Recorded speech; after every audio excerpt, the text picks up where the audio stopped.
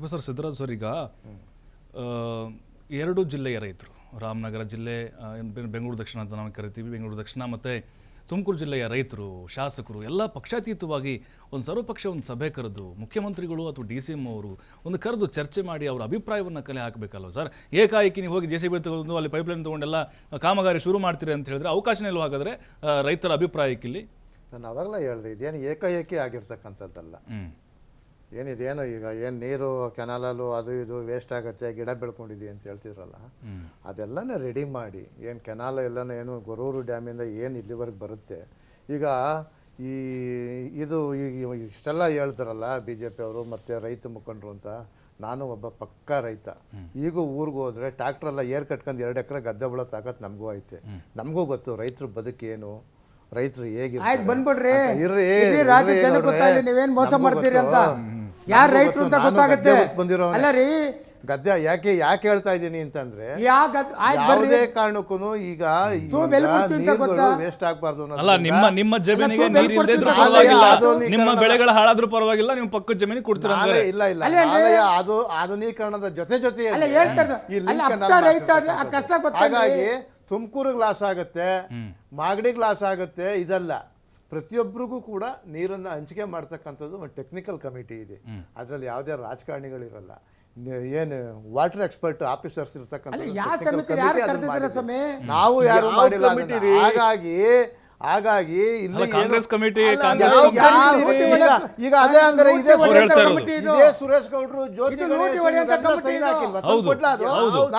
ನಾನು ಬೇಕು ಅಂದ್ರೆ ನಾಳೆ ತಂದು ಕೊಡ್ತೀನಿ ನಿಮ್ಗೆ. ಹಾಗಾಗಿ ಸುಮ್ಮನೆ ಮಾತಾಡೋದಲ್ಲ, ಅವತ್ತೆಲ್ಲ ಹೋಗಿ ತಿಂಡಿ ತಿಂದು ಸೈನ್ ಇವತ್ತು ರಾಜಕೀಯ ಈರ್ಸೆಗೋಸ್ಕರ ಜನಗಳನ್ನ ಎತ್ಕಟ್ಟಿ ಸ್ವಾಮೀಜಿಗಳನ್ನ ಎತ್ಕಟ್ಟು ಮಾಡೋದಿದೆಯಲ್ಲ, ಇದು ದೊಡ್ಡ ಮೂರ್ಖತನ. ಅವ್ರು ಆಪೋಸ್ ಮಾಡೋದಿದ್ರೆ ಅವತ್ತು ತಿಂಡಿನೂ ತಿನ್ಬಾರ್ದಿತ್ತು, ಕಾಪಿನೂ ಕೊಡಬಾರ್ದಿತ್ತು, ಸೈನು ಹಾಕ್ಬಾರ್ದಾಗಿತ್ತು. ಈಗ ಬಂದ್ಬಿಟ್ಟು ಇಲ್ಲಿ ಎಲ್ಲ ಸೈನ್ ಹಾಕ್ಬಿಟ್ಟು ತಿಂಡಿ ತಿಂದು ಕಾಪಿ ಕುಡಿದು ಇಲ್ಲ ಚೆನ್ನಾಗಿದೆ, ಇದು ರೈತರಿಗೆಲ್ಲ ಅನುಕೂಲ ಆಗುತ್ತೆ ಅಂತ ಹೇಳ್ಬಿಟ್ಟು ಈಗ ಬಂದು ರಾಜಕೀಯ ಬೆಳೆ ಬೇಯಿಸಕ್ ಬಂದ್ರೆ ಅಂದ್ರೆ ಸರ್, ಈಗ ಏನೇ ಆಗ್ಲಿ, ಹೋರಾಟ ಮಾಡ್ಲಿ, ಏನೇ ಮಾಡ್ಲಿ, ಯೋಜನೆ ಆಗೇ ಆಗುತ್ತೆ. ಖಂಡಿತ ಕಂಪ್ಲೀಟ್ ಈಗ ಏನು ಆಗಾಗತ್ತೆ ಈಗಾಗತ್ತೆ ಅಂತ ಹೇಳ್ತಾರಲ್ಲ, ದಯಮಾಡಿ ಅದು ಕಂಪ್ಲೀಟ್ ಆಗೋವರೆಗೂ ಸುಮ್ಮನೆ. ಕಂಪ್ಲೀಟ್ ಆದ್ಮೇಲೆ ನೀರು ವೇಸ್ಟ್ ಆಗತ್ತಾ ಇಲ್ವಾ ಅಂತ ಇವರೇ ಹೇಳ್ತಾರೆ, ಮಾತಾಡ್ತಕ್ಕಂಥವ್ರೇ ಹೇಳ್ತಾರೆ ಇಲ್ಲ ಹೀಗಿದೆ ಇದು ಅಂತಕ್ಕಂಥ.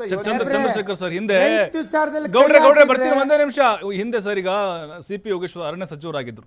ಅವಾಗ ಇದೇ ನಿಮ್ಮ ಸುರೇಶ್ ಗೌಡ್ರು ಹೋಗಿ ಅಲ್ಲಿ ದೇವಸ್ಥಾನದಲ್ಲಿ ಹೋಗಿ ಪ್ರಮಾಣ ಮಾಡಿದ್ರಂತೆ, ನಾನು ಮಾಗಡಿ ನೀರು ಹರಿಸೋಕ್ಕೆ ಪ್ರಾಮಾಣಿಕ ಪ್ರಯತ್ನ ಮಾಡ್ತೀನಿ ರಾಮನಗರ ಜಿಲ್ಲೆಗೆ ಅಂತೇಳಿ.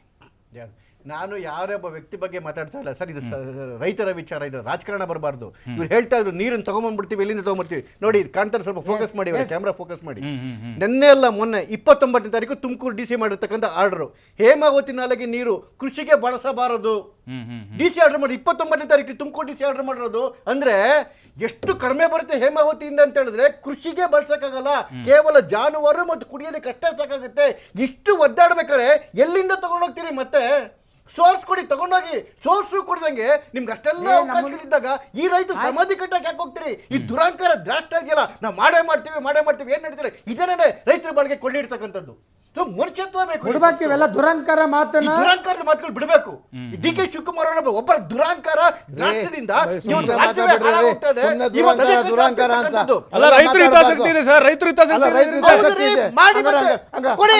ಸುರೇಶ್ ಗೌಡ ದುರಂಕಾರ ಇಲ್ವೇ? ಸುರೇಶ್ ಗೌಡ ಏನ್ ಮಾಡಿದ್ದಾರೆ? ಯಾಕೆ ಆಪೋಸ್ ಮಾಡ್ಲಿಲ್ಲ? ಆಯ್ತು, ಕೆಲಸ ಕಂಪ್ಲೀಟ್ ಆಗೋವರೆಗೂ ಇರೇ, ಬರುತ್ತೆ ನೀರು ಎಲ್ಲಿ ಬರುತ್ತೆ ಅಂತ ತೋರಿಸ್ತೀವಿ. ಕೆನಾಲ್ ಕಂಪ್ಲೀಟ್ ಆಗೋವರೆಗೂ ಇರೇ, ಕಂಪ್ಲೀಟ್ ಆಗಿ ಗೊರೂರೆಲ್ಲ ಇರುತ್ತೆ ಅಂತ ತೋರಿಸ್ತೀವಿ. ಡಿಬೇಟಿಗೆ ಬರ್ಬೇಕಾರೆ ಸುಮ್ಮನೆ ಕೆನಾಲ್ ಕಂಪ್ಲೀಟ್ ಆಗ್ಲಿ ಇರ್ರಿ. ಕೆನಾಲ್ ಕಂಪ್ಲೀಟ್ ಆದ್ಮೇಲೆ ನೀರು ಹೋಗುತ್ತಾ ನಿಂತ್ಕೊಳ್ಳುತ್ತಾ ಗೊತ್ತಾಗುತ್ತೆ. ಖಂಡಿತ ಸರ್, ನೋಡೋಣ ಸರ್.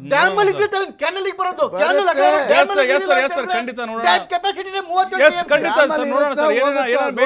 ಏನೇ ಬೆಳವಣಿಗೆ ಆಗುತ್ತೆ ಅಂತ. Thank you Siddaraj sir, thank you Chandrashekhar sir, thank you ಮಂಜೇಗೌಡ್ರೆ ಮಾತನಾಡೋದಕ್ಕೆ. ನೋಡೋಣ, ಕಾದು ನೋಡೋಣ ಮುಂದೇನಾಗುತ್ತೆ ಅಂತೇಳಿ.